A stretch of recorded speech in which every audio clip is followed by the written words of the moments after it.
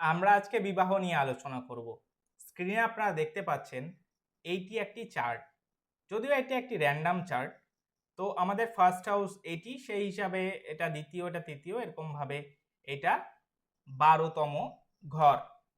তো আমরা যখন বিবাহ দেখি তখন আমরা এই 7th হাউস এটিকে এবং 12th হাউস এই দুটো হাউসকে দেখেই বিবাহ নির্ণয় করি। যখন এই 7th হাউস লর্ড এবং 12th হাউস লর্ডের দশা অন্তর্দশা শুরু হয় তখনই কিন্তু বিবাহের একটা যোগ সৃষ্টি হয়।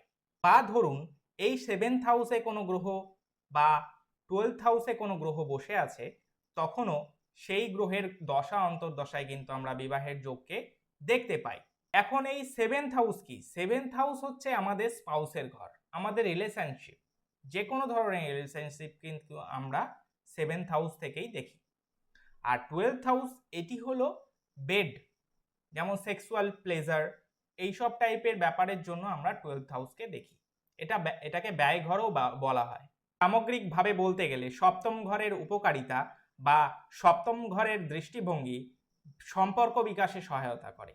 যেমন এখানে বেনিফিক গ্রহ, এখানে মিন্স এই 7th হাউসে এখানে যদি কোনো বেনিফিক গ্রহ থাকে সেটি সম্পর্কের জন্য ভালো, বা সব থেকে ভালো হয় যদি এখানে কোনো প্ল্যানেট অবস্থানই না করে। যদিও বৃহস্পতি বা চন্দ্র এবং শুক্র এই স্থানের জন্য ভালো, বাকি অন্য গ্রহ যদি থাকে তাহলে কিন্তু সেটা অতটা সুফল দেয় না। সামগ্রিকভাবে চার্টের মেলেফিক গ্রহগুলি কিন্তু অন্তরঙ্গ সমস্যা সৃষ্টি করে বা কখনো কখনো সম্পর্ক সম্পূর্ণরূপে অস্বীকার করে।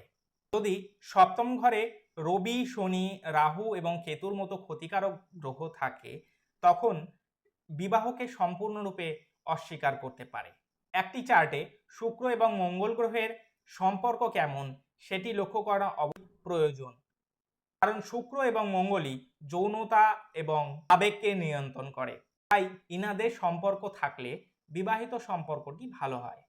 প্রত্যেকেরই অগত্যা বিয়ে করা উচিত নয়। যদি সপ্তম ঘরটি অনেক পীড়িত থাকে তাহলে অবশ্যই বিবাহ থেকে দূরে থাকতে হবে।